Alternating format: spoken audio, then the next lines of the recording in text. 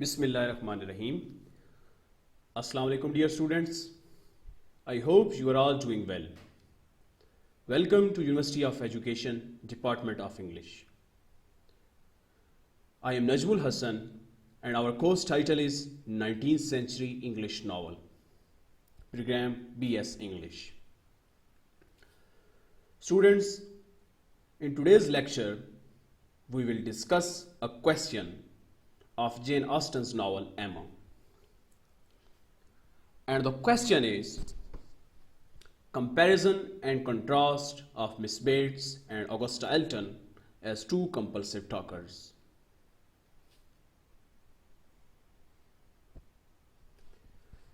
Compulsive talkers are those who discuss trivial matters and give irrelevant details.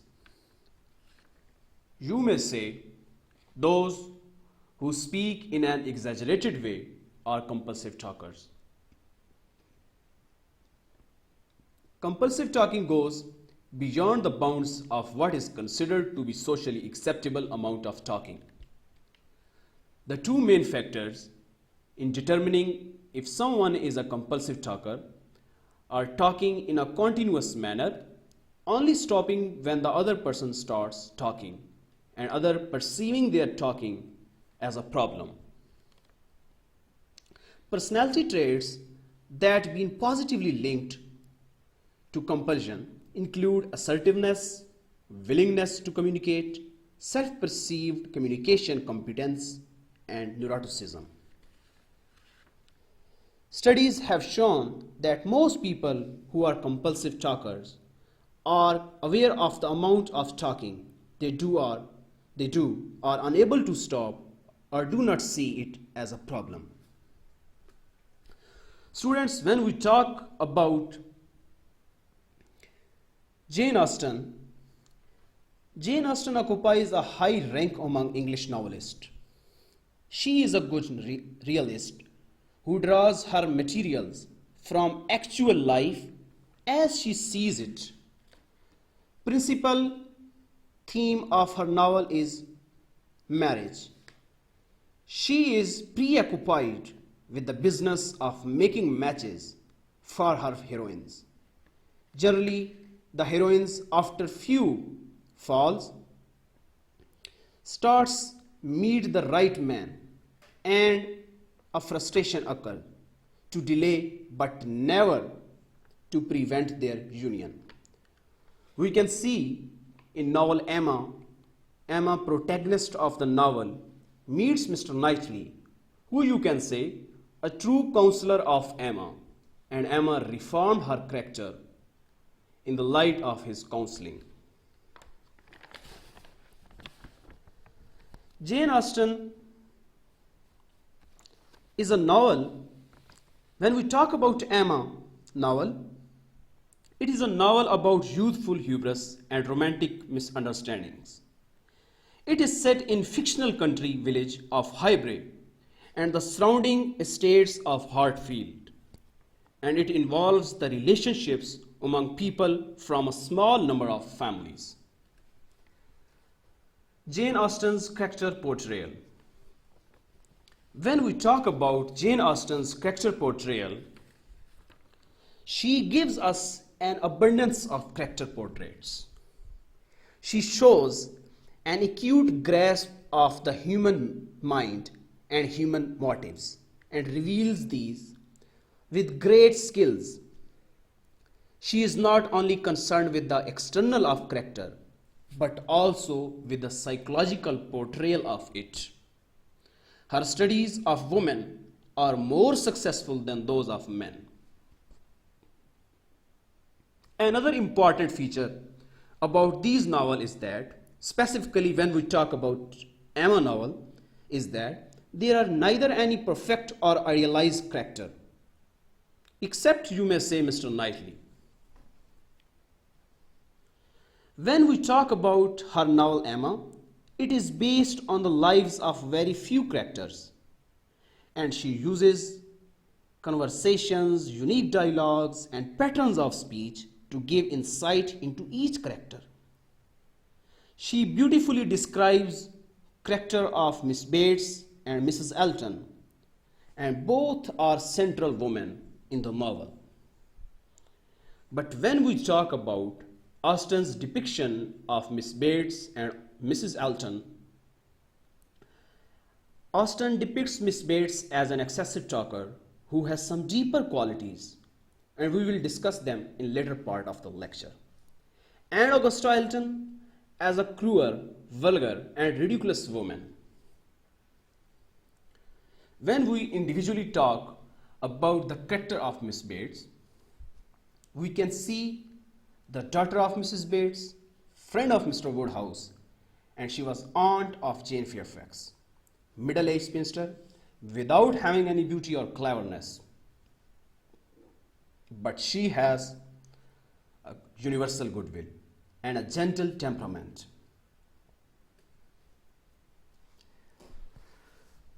Description of Miss Bates in the text. Students, we can see the description of Miss Bates' character in chapter 3 of volume 1. A woman, neither young, handsome, rich, nor married. Miss Bates in the very worst predicament in the world for having much of the public favor, and she had no intellectual superiority to make atonement to herself or frighten those who might hate her into outward respect. She had never boasted either beauty or cleverness. Her youth had passed without distinction, and her middle of life was devoted to the care of failing mother.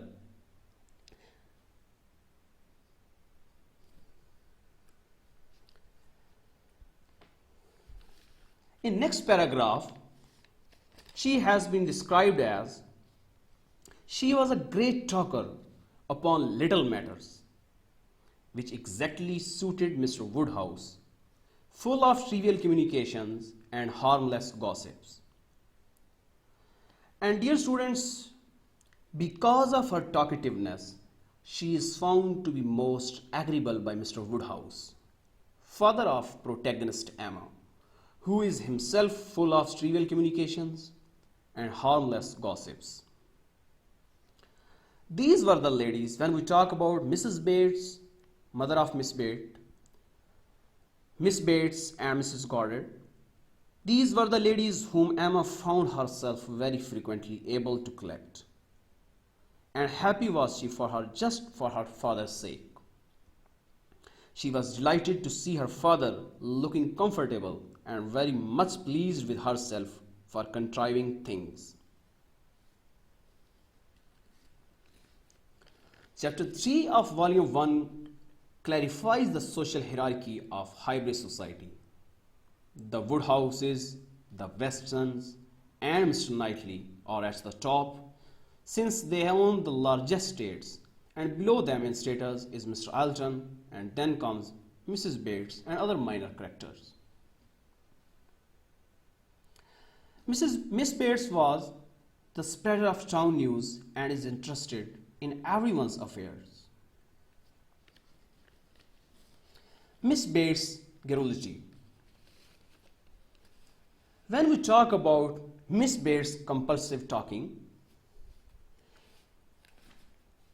her compulsive talking clearly showed in chapter 1 of volume 2, when Emma and Harriet visit Mrs. and Mrs. Bates' house. Upon Emma's inquiry about Jane Fairfax, for example, when we can see in the lines, "Have you heard from Miss Fairfax too so lately? I am extremely happy. I hope she is well." All this spoken extremely fast obliged Miss Bates to stop for breath, and Emma said something very civil about the excellence of Miss Fairfax's handwriting. And students, in response, Miss Bates replied, "You are extremely kind," replied Miss Bates, highly gratified, "and you who are such a judge and write so beautifully yourself." And Miss Bates speaks incessantly and pointlessly, And students, you may say that she proceeds to talk about her niece for over 3 pages of the novel, giving Emma only the occasional sentence before she continues to ramble on, which shows her limited wit and imagination.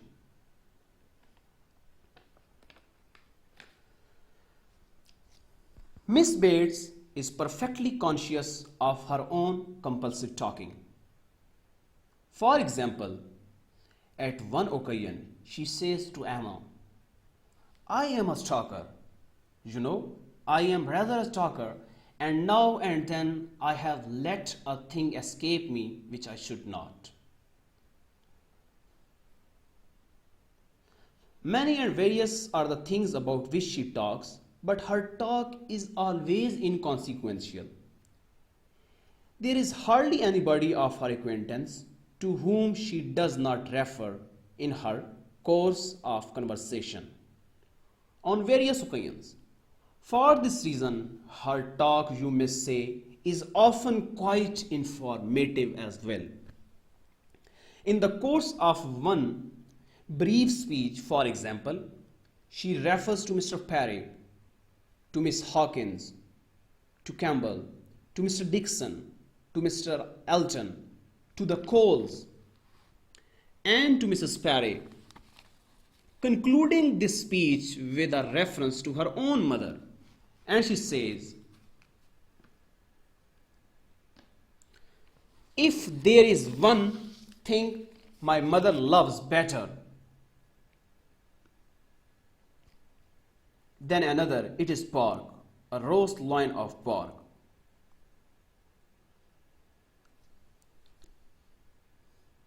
She does not really conclude her speech until she was interrupted, but gets an opportunity to resume talking. One of her most favorite common topic of talk is her niece, Jane Fairfax, to whom she has always a lot to say. She has always a lot of praise for her. She was completely free from bitterness of any kind. When we talk about Miss Bates in the light of chapter 1 of volume 2, she resembles Harriet Smith in number of reasons. You can say that both are limited in wit and imagination and have positions at the fringes of society.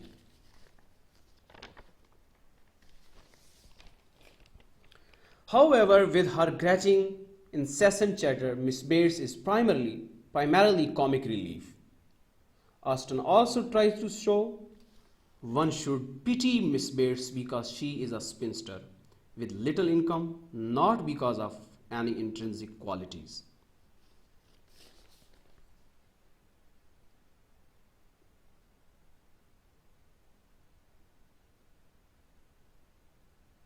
At one point, when we talk about Miss Bates, we can see Miss Bates, after hearing about Mr. Alton's engagement, addresses Mr. Knightley in very fragmented sentences.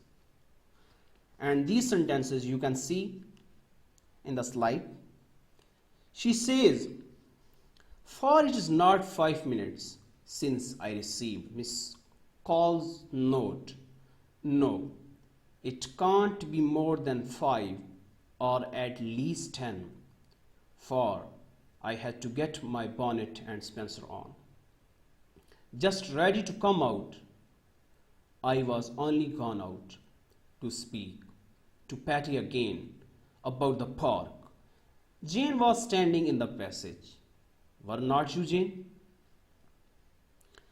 So these broken phrases shed light upon this idea that Miss Bates is one of the less intelligent characters of the novel, and this again makes her more of a comic figure.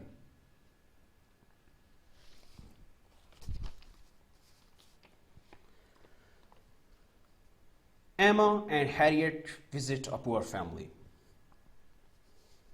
When we talk about the chapter 10 of volume 1, Emma and her friend Harriet was going to visit a poor family outside Highbury. On the way, she tells Harriet that she never wishes to marry because she would have to find someone superior to herself first. She reminds Harriet that even unmarried, she would never be as pathetic as Miss Bates. She was giving a reference of Miss Bates. For it is a lack of money that makes celibacy contemptible, and Emma would still have fortune. As you can see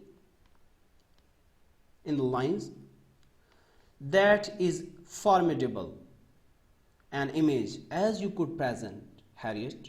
And if I thought I should ever be like Miss Bates, so silly, so satisfied, so smiley, so prosing, so undistinguishing and unfastidious, and so ought to tell everything relative to everybody about me, I would marry tomorrow, but between us, I am convinced there never can be any likeness except in being unmarried. But then, to be an old maid at last, like Miss Bates. Never mind, Harriet, I shall not be a poor old maid. And it is poverty only which makes celibacy contemptible to a generous public. A single woman with a very narrow income must be ridiculous, disagreeable old maid. The proper sport of boys and girls, but a single woman of good fortune is always respectable and maybe as sensible and pleasant as anybody else. Here, students, after reading these lines, you can say, or we can say that as compared to Emma's comfortable life, the character of Miss Bates serves as a comic relief in the novel.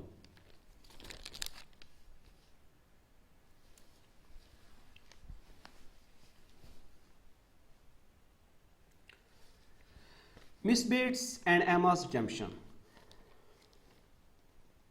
In chapter 15 of volume 2, in a picnic, Emma and Miss Bates, among others, are in the midst of a light-hearted discussion. Emma was a center of attention over there. In the party, to entertain Emma, Frank Churchill suggests that each of the 7 members must say to Emma 2 things moderately clever or 3 things very dull indeed.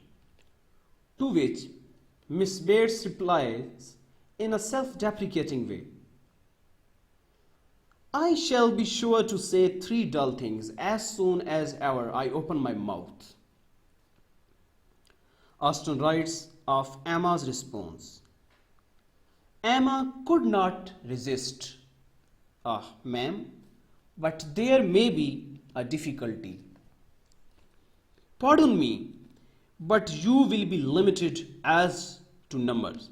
Only 3 at once.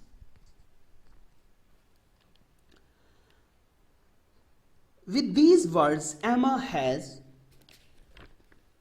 reaffirmed her bully status in the society. Miss Bates' reply was quite impressive. Well, to be sure, yes, I see what she means. Turning to Mr. Knightley, and I will try to hold my tongue. I must make myself very disagreeable, or she would not have said such a thing to an old friend. Here we can see she feels very hurt. Miss Bates feels very hurt, but even then she does not keep any grudge or negativity for Emma, which shows her positive nature and purity of nature. Later on, Mr. Knightley scolds Emma for treating Miss Bates so rudely, telling her that Miss Bates deserves her compassion and not her scorn. He says, How could you be so unfeeling? To Miss Bates, how could you be so insolent in your wit to a woman of her character, age, and situation? In next paragraph he says, I would not quarrel with you for any liberties of manner. Was she your equal in situation? But Emma, consider how far this is from being the case. She is poor. Later, Emma realized her mistake.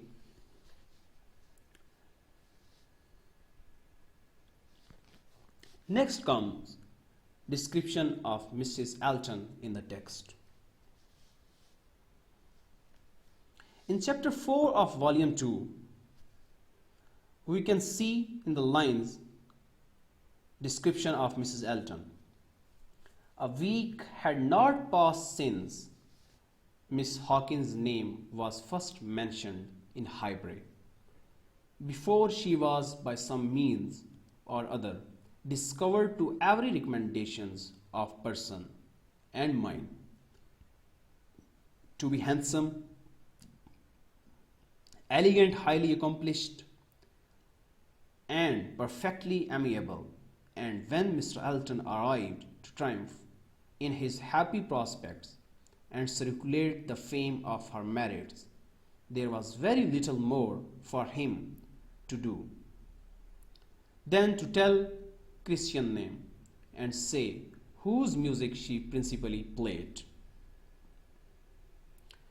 The charming Augusta Hawkins, Mrs. Elton, in addition to all the usual advantages of perfect beauty and merit, was in possession of an independent fortune of so many thousands as would always be called 10. He had not thrown himself away. He had gained a woman of 10,000 or thereabouts, and he had gained her with such delightful rapidity. The first hour of introduction had been so very soon followed by distinguishing notice. As we know, wealth is the primary motive for Mr. Alton's marriage to Miss Hawkins. She has a fortune that she brings to the social status that Emma has. It is here that Austen makes the distinction between wealth and status.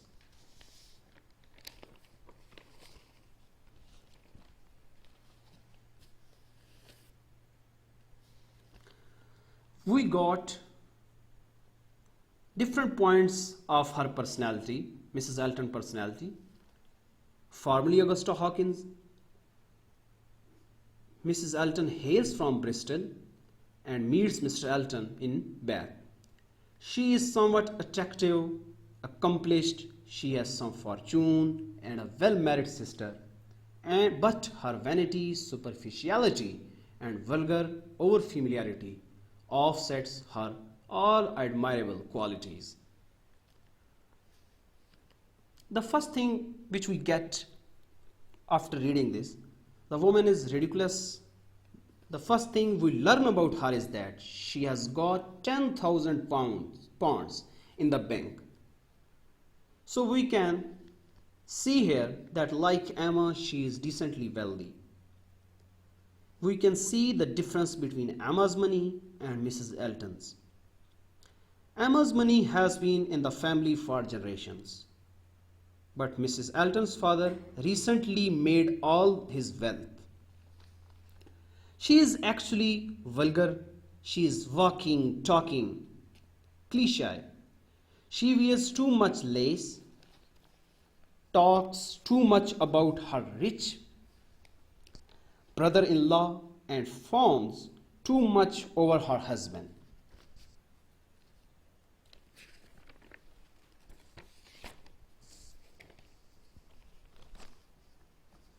Emma finds out that Mrs. Elton has no elegance, and waiting that Harriet would have been a better wife for Mr. Elton because of her higher social connections with Emma.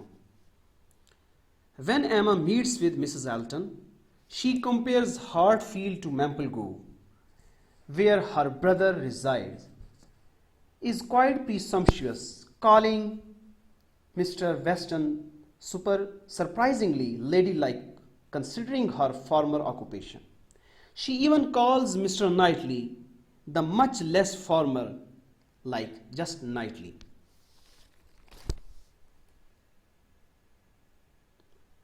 She had already been revealed to be handsome, elegant, accomplished, and highly amiable. Although Emma notes that she has no truly respectable connections. As Austen writes, Emma could have wished Mrs. Elton elsewhere, you may say not in Highbury. Miss Bates, on the other hand, is depicted a lovely woman whose only true downfall is her position in society. Austen tells reader that she loved everybody and that she was a woman whom no one named without goodwill.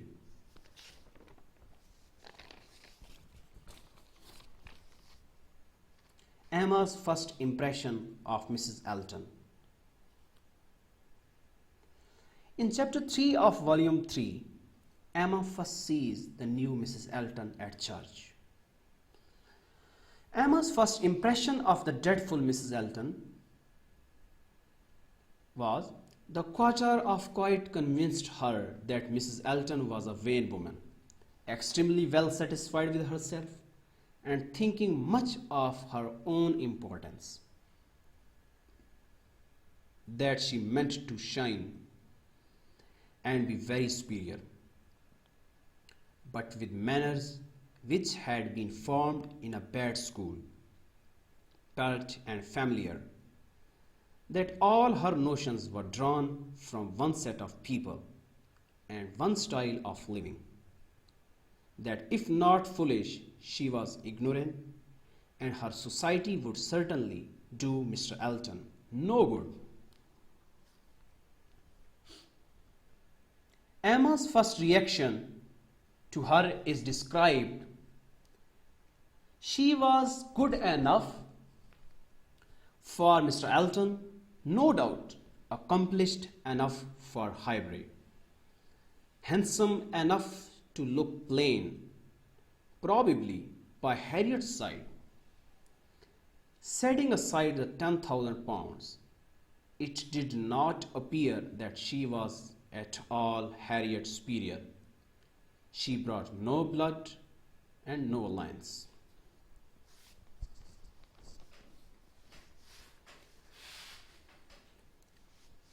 Fortunately, most discriminating character in the novel, Mrs. Elton, seemed to agree with, most discriminating character of the novel seemed to agree with Emma, Mr. Knightley.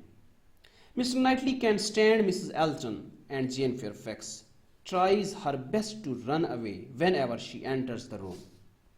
Chattering, gossiping, scheming, and ruthless Mrs. Elton sweeps into Highbury determined to become its lady patroness.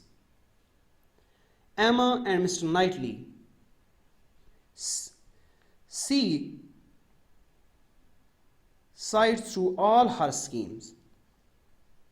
Emma quickly becomes outraged at Mrs. Elton's willingness to talk trash about Mrs. Weston, and even Mr. Knightley actually puts up a fight when Mrs. Elton wants to control the party at Downwell Abbey. Jane Fairfax falls prey to Mrs. Elton's friendship.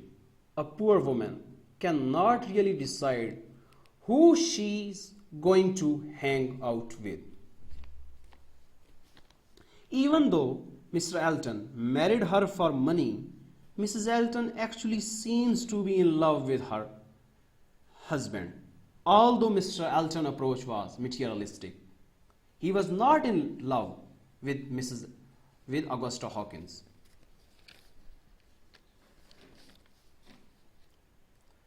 Mr. Knightley and Mr. Woodhouse opinion about Mrs. Elton. Mr. Knightley fully agrees with Emma about Mrs. Elton.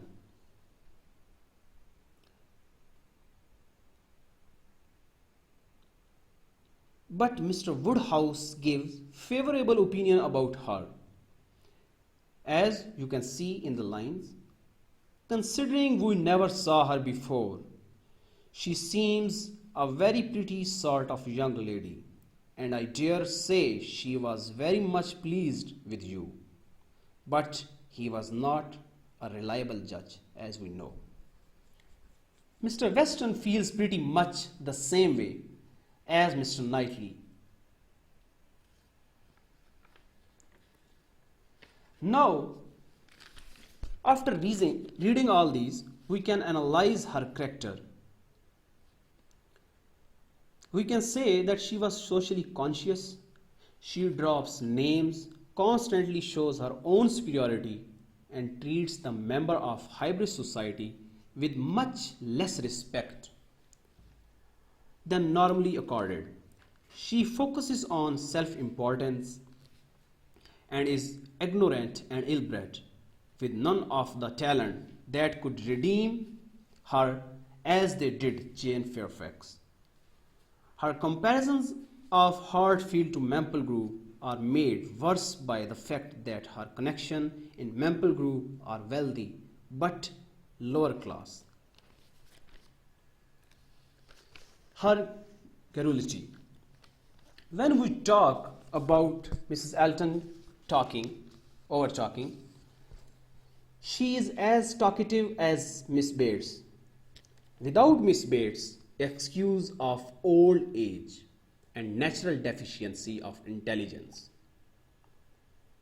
Here now you can see a comparison. In whatever she talks about, she manages to introduce references about her sister Selina, to her brother-in-law, Mr. Suckling, and to their residence, Maple Grove. As you can see in the lines, my brother and sister have promised us a visit in the spring or summer at farthest, and that will be our time for exploring.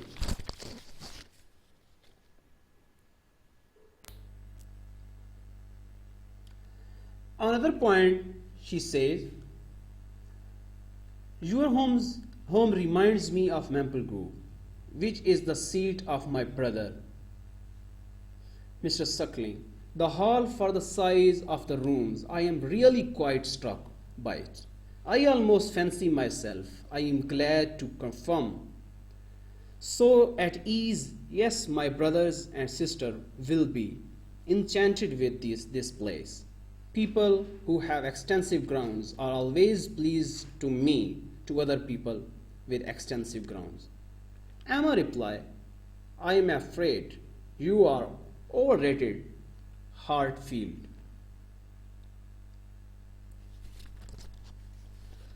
So now when we compare both these characters, Miss Bates and Mrs. Elton,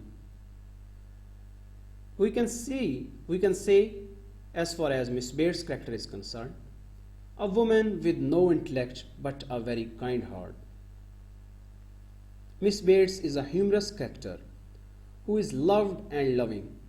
She is contented old woman with certain cheerfulness to her nature. She always has good intentions and is always a happy, joyful woman, a positive woman. Her goodwill towards others makes her such a popular woman. Even though she did have some mistakes. Miss Bates was not totally ignorant. Her youth had passed without any distinction, and her middle of life was being devoted to the care of an aged mother. Indeed, there is much practical wisdom. In spite of this, you can say she has a genuine concern and touching kindness peppered throughout her humble flow of eager to please manner. She had trouble recognizing when she was doing or saying something.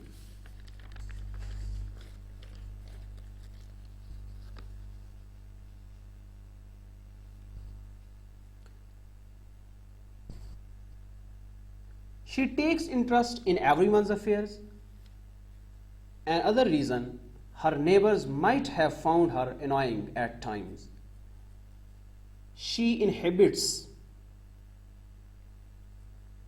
the novel from the beginning until the climax, in which she plays a central role. To the reader, she is a source of the discomfort that comes from listening to a bore. Though her Jane Austen manipulates the metaphor of speech silence to convey an ironic sense of truth, spoken unawares.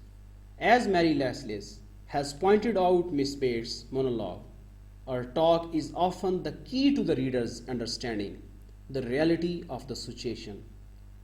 But she may reveal the truth without being fully aware of what she is revealing. So, it is rather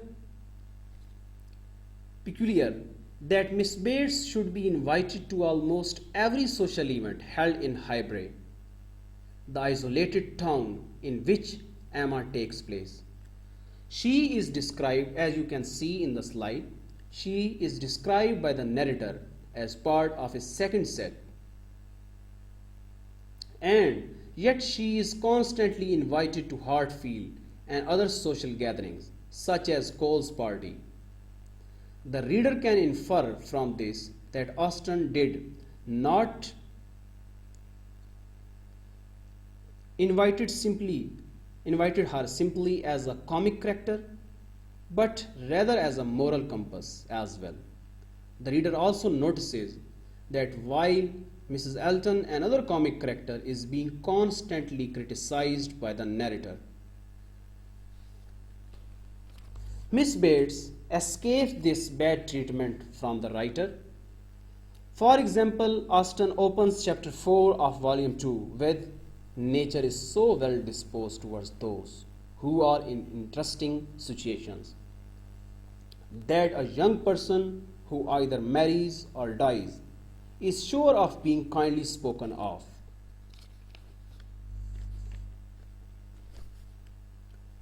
Miss Bates, here we can see Miss Bates, a woman with no intellect, a humorous character, contented old woman, humble kindness and trouble recognizing. She inhabits novel from the beginning until the climax. Miss Bates' monologue or talk is often the key to the reader's understanding the reality of the situation, but she may reveal the truth without being fully aware of what she is revealing. She was invited on every social event, not just a common character but a moral compass. As I already mentioned, nature is so well disposed towards those who are in interesting situation that a young person who either marries or dies is sure of being kindly spoken of.